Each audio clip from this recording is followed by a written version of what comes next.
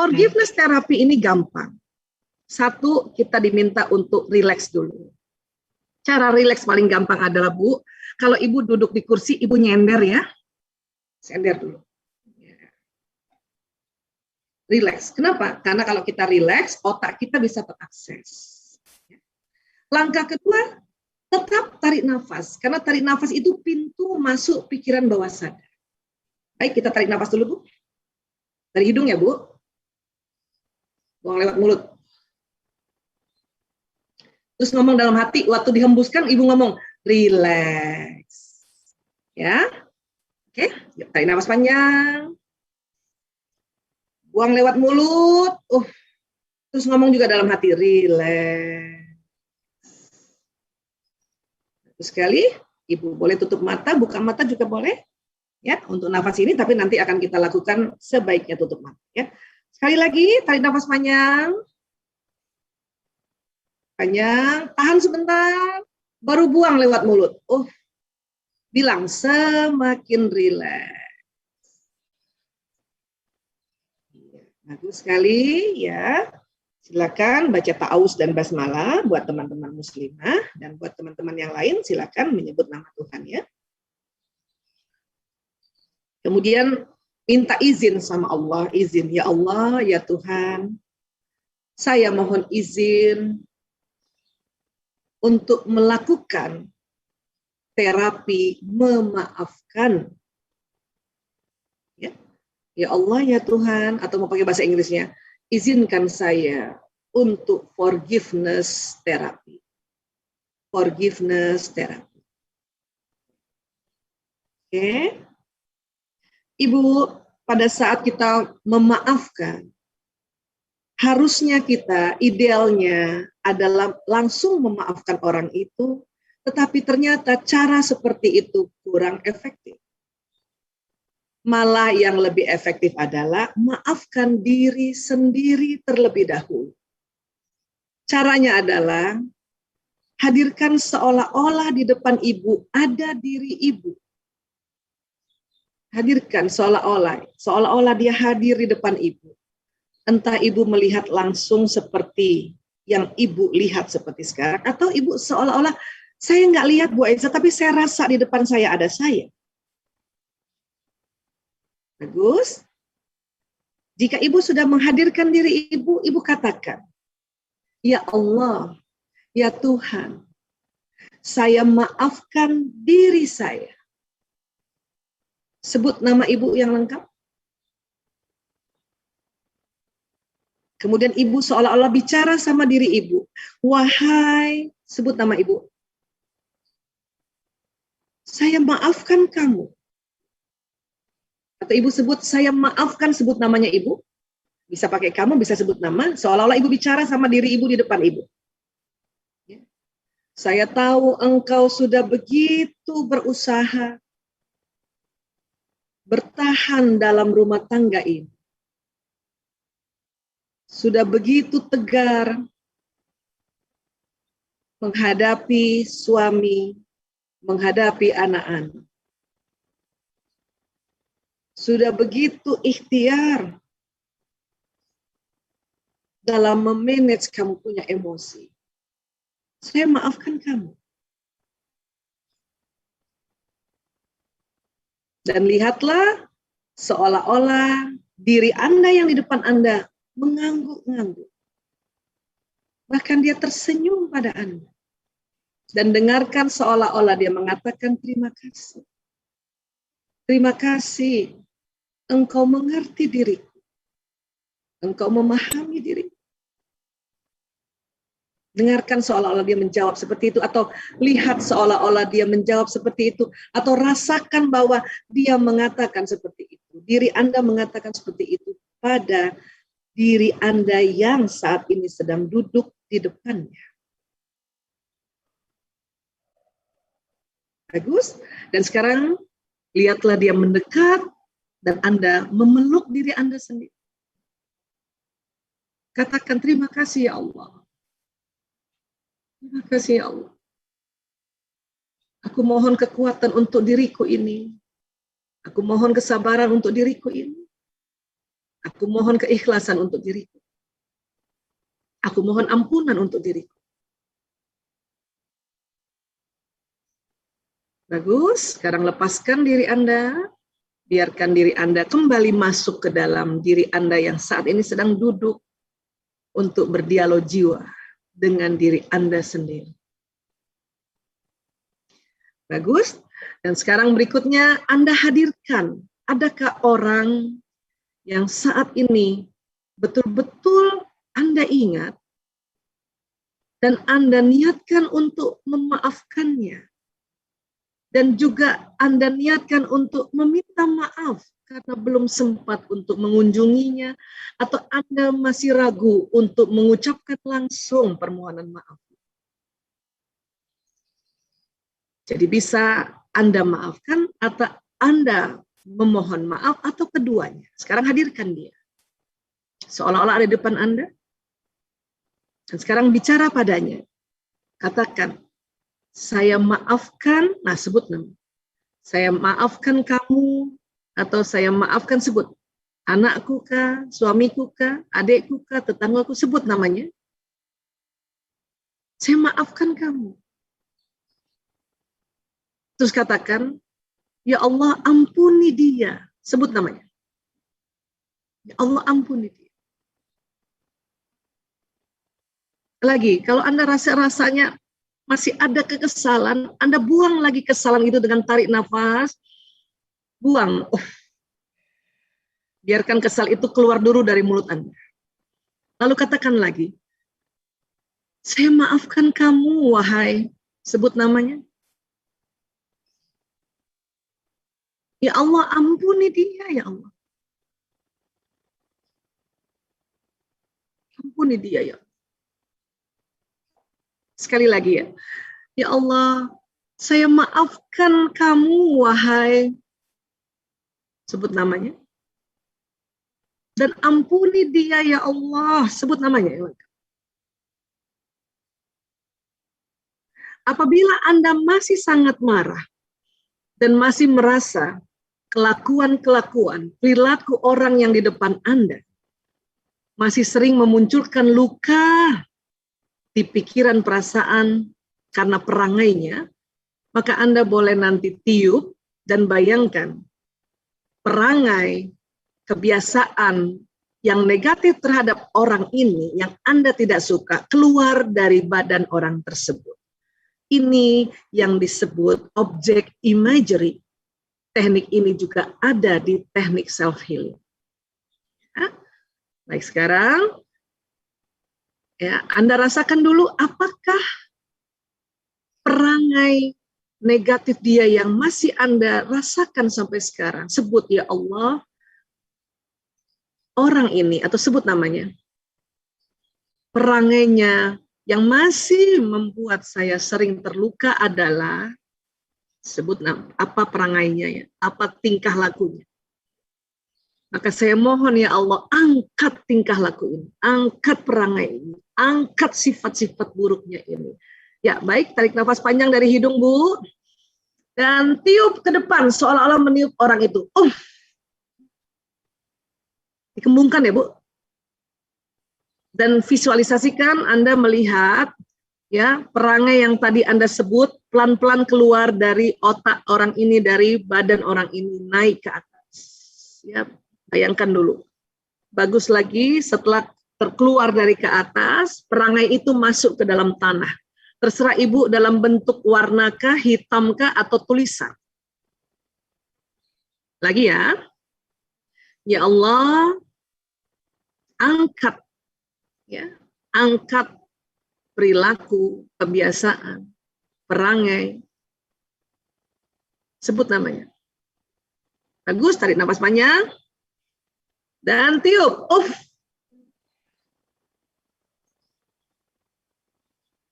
Lihat apakah warna, apakah tulisan dari perangai itu setelah keluar ke atas turun ke tanah. Lagi ya. Ya Allah, angkat perangai, perilaku, sikap-sikap buruknya atau sikap-sikap negatifnya orang ini, sebut namanya. Pas waktu kita bilang orang ini ya. Tarik nafas panjang. Tiup.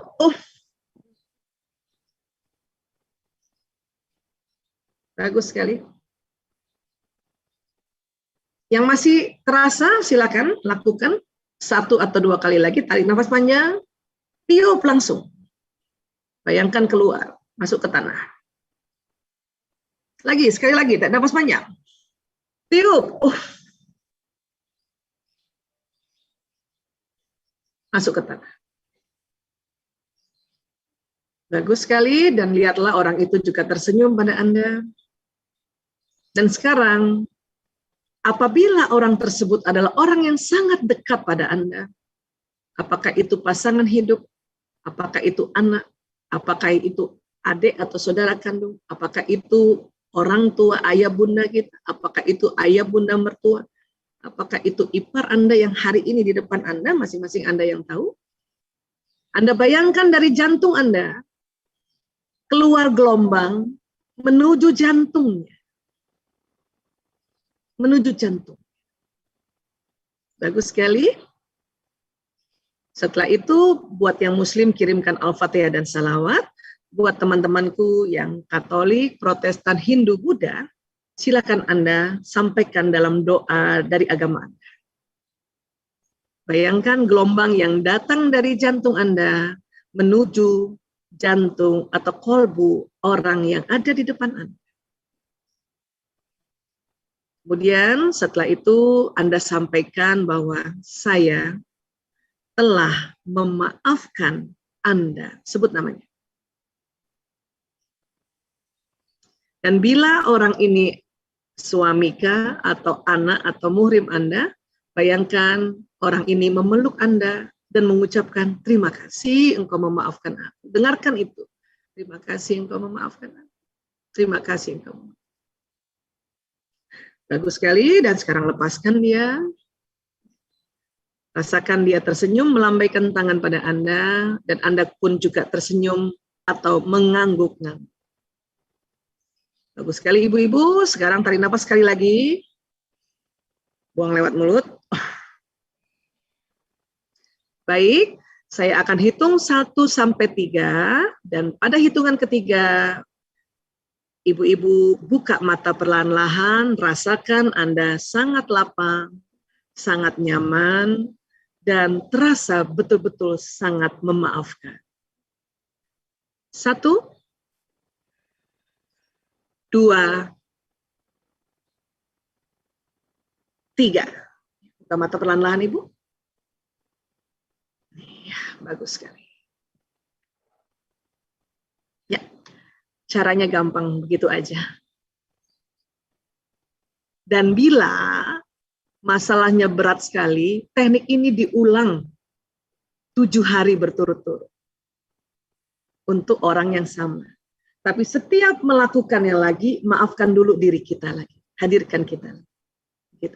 Bu Aisyah, lebih dari 1 orang ini nggak apa-apa Bu, Ibu bikin list, boleh. Sekali terapi antara 5 sampai 7 orang boleh. Tapi tentu butuh waktu agak lama. Karena setiap 1 orang lakukan tadi 1. Intinya adalah Ibu bisa mengatur kalimatnya, yang penting adalah saya maafkan engkau, sebut namanya. Dan kalimat berikutnya, ya Allah ampuni dia, sebut namanya. Itu 2 itu intinya. Selebihnya ya Ibu dialog saja, terserah. Kalau masih rasanya, aduh, ya saya nggak suka banget itu Bu Aisyah. Kalau saya ngomong, dia mukanya mengkerut. Ada kan yang suami gitu ya. Kita udah ngomong baik-baik, dia gini, apa? Ada yang kayak gitu kan? Kita jengkel banget dengan sikap suami kayak gitu. Nah itu Ibu buang pakai ditiup. Habis itu bayangkan setiap kita ngomong dia tersenyum. Ya. Jadi begitulah forgiveness. Ini juga teknik untuk menyamakan frekuensi antara pikiran, perasaan, dan emosi yang di tengah otak kita. Ya, kurang lebih seperti ini Bu. Mudah-mudahan teknik ini, jadi kalau mungkin ilmunya, knowledge-nya Ibu sih bisa baca aja dari buku-buku ya. Tapi teknik simpelnya kayak gini. Karena tadi kan ditanya bagaimana secara simpel ini. Inilah salah satu forgiveness terapi yang sangat simpel, sangat mudah. Hanya memang ada orang bisa membayangkan seolah-olah betul-betul melihat, Itu namanya visualisasi visual. Ada orang yang malah dia tidak lihat tapi dengar suara. Itu namanya visualisasi auditori. Ada orang yang nggak ngelihat dan nggak dengar tapi pokoknya rasa ada dia di depan saya gitu. Ini namanya visualisasi ya kinestetik. Ya. Jadi sekali lagi, ngapain sih sambil dibayang-bayangin Bu Aisyah? Itu kerja otak kanan. Kenapa? Kenapa kanan harus pakai? Karena jantung sebelah kiri. Dan tubuh yang kiri yang atur otak kanan. Tubuh yang kanan yang atur otak kiri. Kalau hanya kita bilang, saya maafkan dia, Fulan bin Fulan, itu kita bicara, baru kerja otak kiri. Pesannya baru jalan di sebelah kanan. Padahal tadi yang kuat adalah jantung. Jantung ada di tubuh kiri kita. Tubuh yang kiri yang atur kanan. Maka untuk mengaktifkan otak kanan, salah satunya adalah membayangkan seolah-olah. Ini namanya visualisasi. Atau kalau ibu sulit membayangkan, lihat fotonya. Karena salah satu kerja otak kanan adalah lihat gambar, lihat foto. Makanya ibu, di HP ibu harus ada foto suami dari depan, tampak kanan, tampak kiri ya Bu. Jadi kalau ibu mau ngedoain, ibu susah ngebayangin, tinggal buka aja fotonya. Ya, ibu misalnya ada kesel sama perangai suami, ibu tiup aja foto dia. Gitu. Ya. Karena ini teknik dan ini sangat-sangat diakui oleh riset neurolinguistik program di otak kita. Sampai nggak Bu Aisyah, kira-kira sinyal ini sampaikah kepada orang yang kita doakan tadi? Sampai Bu, sampai. Karena apa? Karena ya sinyal kita yang ini nih, sinyal kita nih Bu ya, ini maaf. Sinyal ini sampai. Tadi kenapa sih harus membayangkan? Karena ini ada ini Bu, nih. Ya. Tubuh yang kiri yang atur kanan, tubuh yang kanan yang atur kiri. Jantung yang kita mengharapkan frekuensinya 5.000 kali, itu dia ada di kiri. Maka harus dibayangin. Berdoa juga gitu Bu. Kalau doa, kalau ibu cuman kalimatnya saja, baru otak kiri kita yang jalan, pesannya baru jalan di tubuh kanan. Belum power. Karena yang nanti membroadcast power, walaupun tubuh bisa membroadcast, yang power itu adalah jantung. Maka ini harus pakai kanan. Mengaktifkan otak kiri kanan, inilah yang disebut khusyuk. Khusyuk. Ini yang meneliti namanya Dr. Roger Wolcott-Sperry. Dia seorang neuropsikologi. Ya. Sehingga ya ada istilah kita pada saat kita melafazkan kalimat itu istilahnya afirmasi. Itu otak kiri. Ya. Pada saat kita membayangkan istilahnya visualisasi. Jadi pada saat kita berniat, berdoa, forgiveness seperti tadi, pakailah teknik ini, afirmasi, visualisasi. Ya. Maka apa yang terjadi? Ini akan ya langsung gitu sampai ke orang itu. Untuk lebih khusyuk dalam melakukan doa atau beribadah lainnya, maka setiap kalimat yang diucapkan baik secara sir itu artinya dalam hati ya Bu, atau zohir, dilafazkan sedikit. Segera visualisasikan kalimat tersebut agar sampai ke jantung dan terbroadcast ke alam semesta. Ya, ingat, kekesalan juga bisa terbroadcast, tapi untung cuman sebentar. Maka tadi kita boleh ngomong, saya kesel sama kamu karena ini. Tapi saya maafkan kamu, makanya langsung kita bisa revisi. Jadi yang pergi itu adalah kalimat saya maafkan kamu. Kekesalan nggak jadi pergi. Inilah makanya dalam terapi boleh kita ngomong dulu bahwa saya kesel kamu gara-gara ini. Boleh. Tapi setelah itu, setelah kita buang-buang pakai tarik nafas, hembuskan, saya maafkan kamu. Nah ini malah yang pergi. Sampaikah ke mereka? Sampai. Rasakah mereka? Rasa. Tapi tidak usah kita telepon suami kita, ayah rasa nggak? Tadi aku forgiveness buat kamu. Nggak usah juga ya Bu, supaya ini menjadi misteri kita. Inilah kekuatan doa. Ya, inilah yang disebut kita menggunakan gelombang koheren untuk hal-hal yang enak dan baik. Ya, kita delete gelombang inkoheren untuk membawa pesan was-was dan galau. Ya. Kalau tubuh yang keluar dari mana Bu Aisyah? Di bawah kulit ini ada lubang-lubang Bu, dia keluar.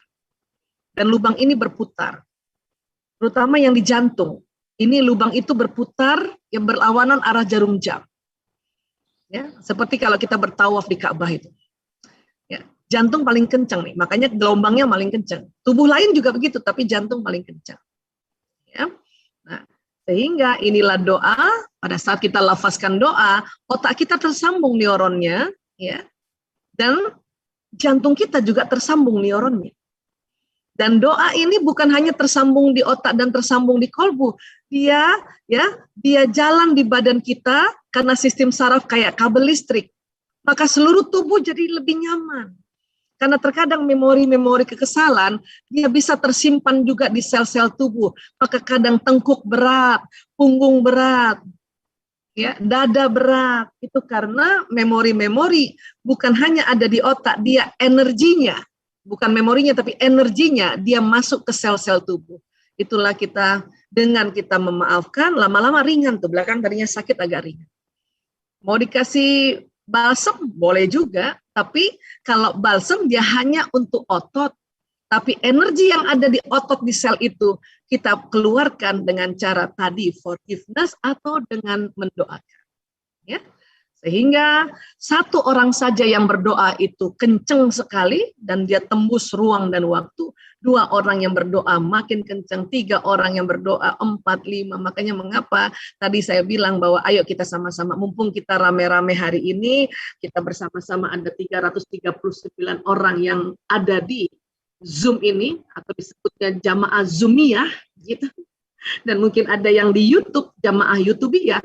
Makanya pada saat tadi kita sama-sama forgiveness, maka sinyal kita saling tolong menolong. Jarak jauh Bu Aisyah, iya, karena sinyal ini menembus ruang waktu. Siapa yang bilang? Ilmuwan. Salah satunya Richard Feynman. Apa dia bilang? Fenomena alam yang berkaitan dengan energi yang erat kaitannya dengan fisika kuantum. Jadi ilmu ini namanya ilmu fisika kuantum. Ya, di mana energi dapat menembus ruang dan waktu.